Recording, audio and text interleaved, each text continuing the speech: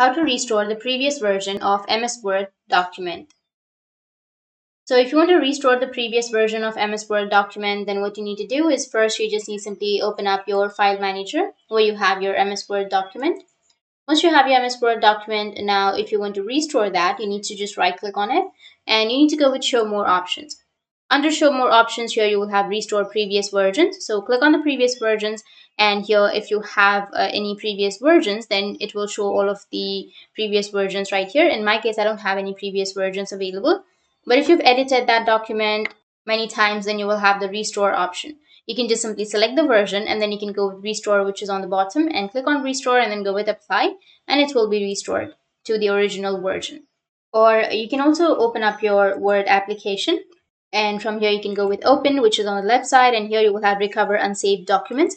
Click on that and you will have all of the unsaved documents right here. So you can select the unsaved document that you would like to recover and then go with open, and it will open the unsaved document. So that's it. That's how you can recover the previous version of MS Word document.